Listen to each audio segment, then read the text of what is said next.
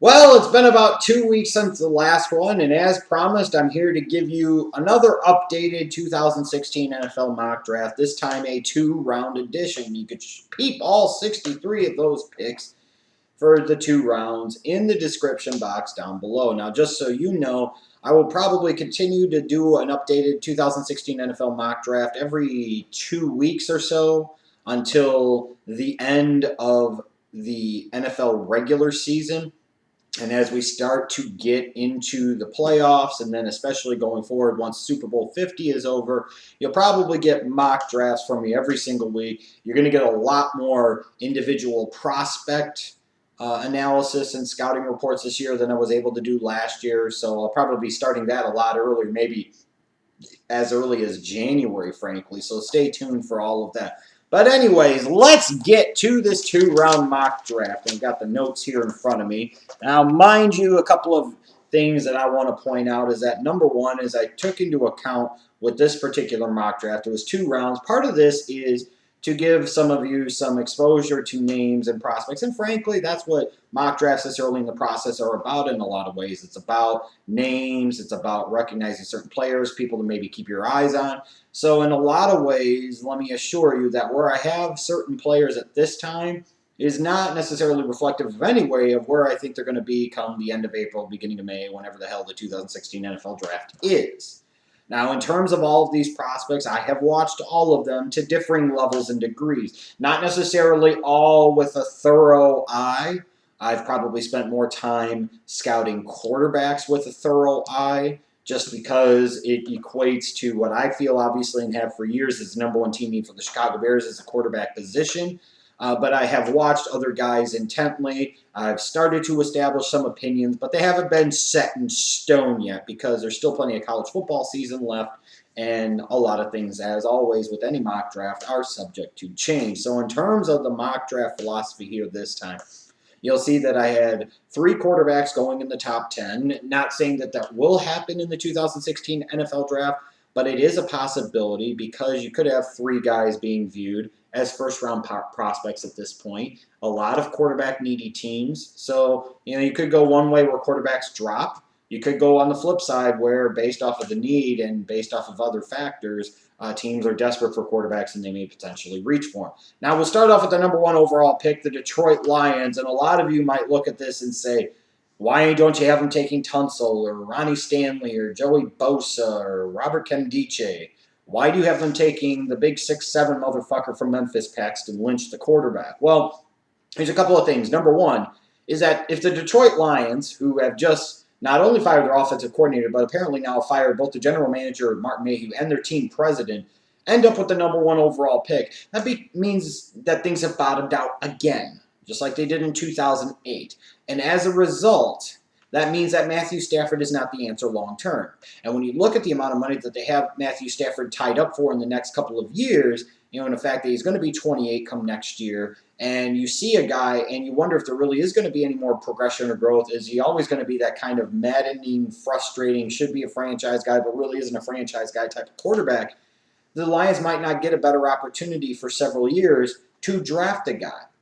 Am I saying that I feel at this moment Paxton Lynch is the number 1 quarterback in this draft? Most certainly I am not. But I'm in part basing this off of what I think teams look for and what they could get infatuated with, what they could fall in love with. And at the end of the day, sometimes when we do mock drafts, we focus too much on individual team need.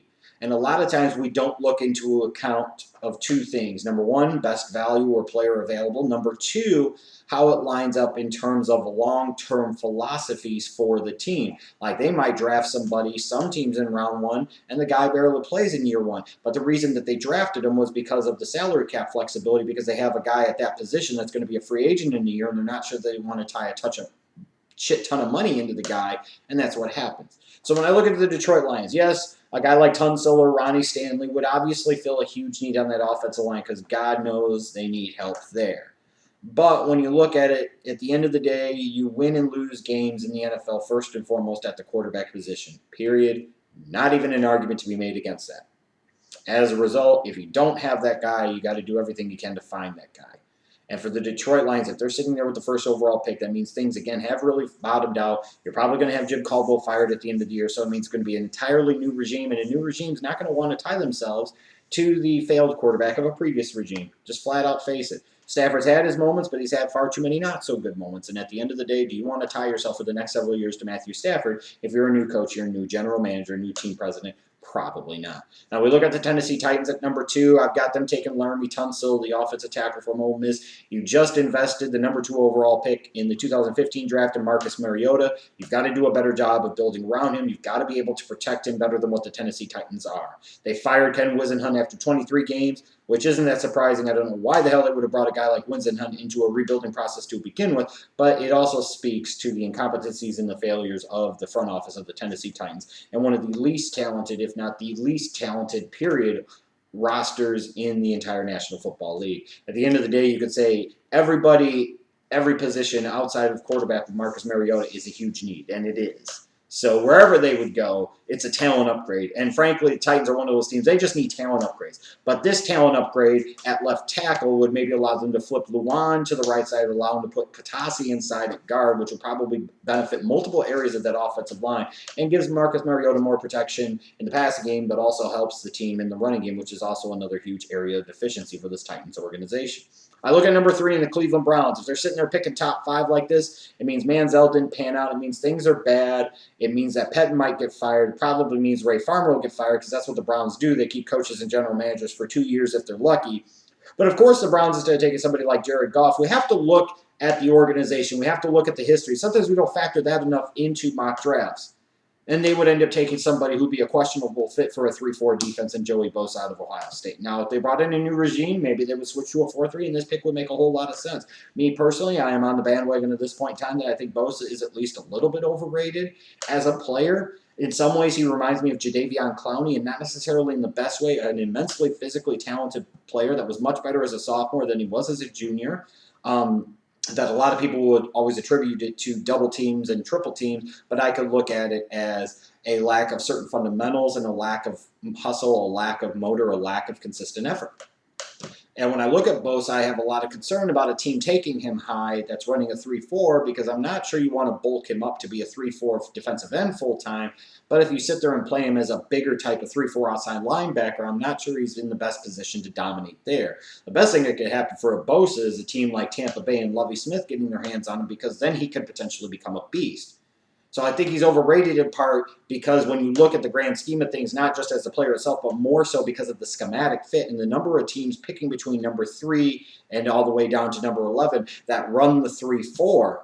You know, there aren't a whole lot of 4-3 teams out there, which I think is ultimately his best fit. I've got Baltimore taking Jalen Ramsey at number 4. You know, and Baltimore would be another team that I think Ozzie Newsome would love Joey Bosa, and they might get a little more out of him than other 3-4 teams because they would run more hybrid looks. And he would kind of fit into the mold of an Ozzie Newsome first-round pick. But I think Jalen Ramsey could potentially as well. Now, is he going to ultimately go in the top 5? We'll see. I mean, because there's a lot of questions about whether he's a corner at the NFL level or whether he's a safety. I just think he's a football player and a really damn good one. I think he could be an absolute beast. So with that said, when you look at the Ravens, their pass defense is absolutely terrible. You know, wherever you play Ramsey, he's going to be an instant upgrade. So it makes a lot of sense from there. The Niners have to go quarterback here. Jared Goff's on the board. Is there any doubt? I mean, it's got so bad with Colin Kaepernick that they have benched him in favor of Blaine fucking Gabbert. Just think about that for a second. One thing that might surprise you guys a little bit is that 6, I have the Chargers not going with an offensive lineman. I don't have them going with Ronnie Stanley. I don't have them going with a defensive lineman like Robert Nkemdiche. I have them going with Kenny Clark, the defensive lineman from UCLA. When I look at a guy like Kenny Clark from UCLA, one of the big problems for the Chargers on the defensive side of the ball is their inability to stop opposing running backs. You know, that's hurt that team a lot this year. And while protecting Phillip Rivers is important, and I wouldn't be surprised if Stanley was the pick, I look at a guy like Kenny Clark, and I think he's bigger than Nkemdiche. I think he's a more natural fit as a defensive end in the 3-4, and I think he's a better run stuffer, which is something that the San Diego Chargers definitely need. I think Nkemdiche is a guy that you have to utilize in a little bit more of a Swiss Army knife utility type of role and probably is better suited to play on a 4-3 defensive line, so I don't know that he's the best fit either for a 3-4 team, even though I think he's better as a 3-4 end than, let's say, Bosa would be as a 3-4 outside linebacker. I got the Jaguars taking Ronnie Stanley at number 7 because it's very simple. They have to be able to better protect Blake Bortles, Luke Jokel is doo-doo. as a left tackle. He'd probably be better at left guard or even at right tackle. Either way, Stanley's there. Makes too much sense. You have to do it. I've got my Bears taking Connor Cook, even though I would put it to you this way. I wouldn't be that surprised if they didn't take a quarterback in round number 1. Even if the Bears were in a position to take a guy like Connor Cook, I'm not sure that John Fox would be totally sold on him. I'm not sure that Ryan Pace would want to totally sell himself on that. I think those two might fool themselves into thinking that they're okay with Cutler for another year, and they might want to kick that can down the road or draft a quarterback a little bit later on in round 2 or 3, somewhere along those lines, which I think would kind of be a mistake. I mean, I'm not necessarily at this moment the hugest Connor Cook fan. Maybe as I go through more of the process and watch more closely, I'll become a bigger fan. But a guy that struggles to complete 60% of his passes at the college level, I'm not huge on his potential growth at the NFL level. With that said, though, I think with Connor Cook, what could help him a lot potentially is when you look at picks right now anyways, 8 to 11, Chicago, Dallas, Houston, Kansas City, all 4 of them. And yes, I'm going to repeat, all 4 of them, including the Dallas Cowboys, could potentially take them. They all have a need at quarterback. You say, well, the Cowboys don't because they have Tony Romo. They have a huge need at backup quarterback, as you saw, because as many of you thought that Brandon Whedon wasn't good, you idiotically thought Matt Castle would be better, and how fucking stupid do you look now? One of the biggest deficiencies on that entire Cowboys roster is the lack of a young option as a backup quarterback, somebody you could groom as Romo's successor, who could step in if and when Romo was hurt.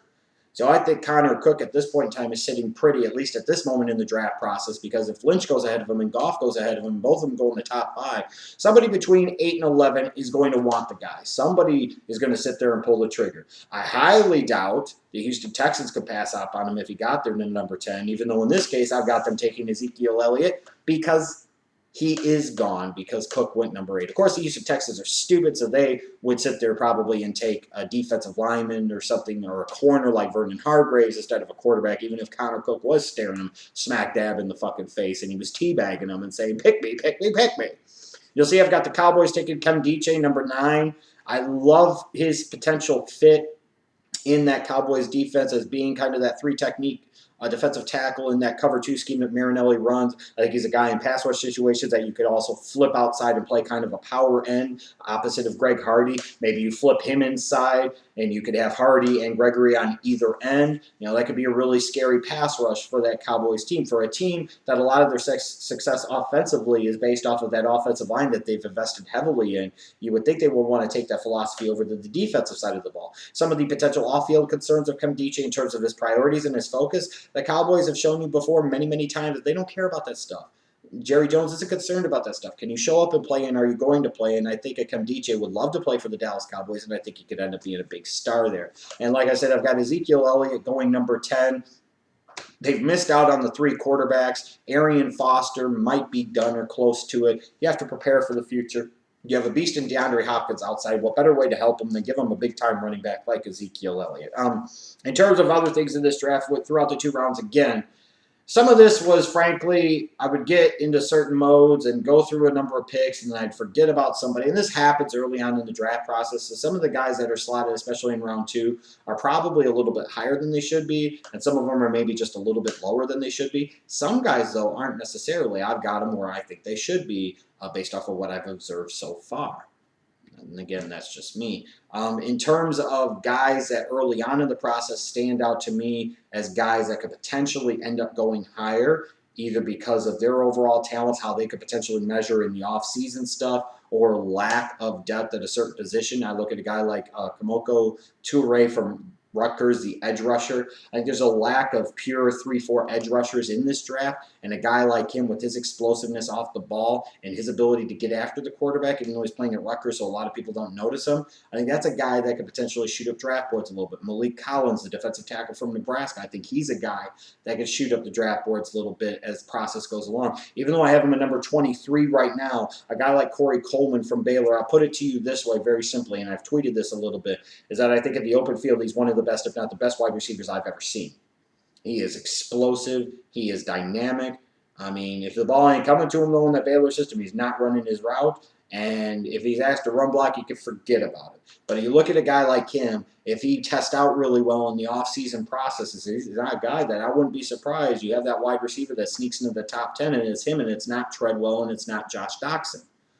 So again, you can take a look at my picks down below. Let me know what you think. I'll be back again in another 2 weeks with another mock draft. This time it'll probably just be a one-round edition. You have other draft questions for me, you can tweet them to me at the Jeff Schlegel on Twitter.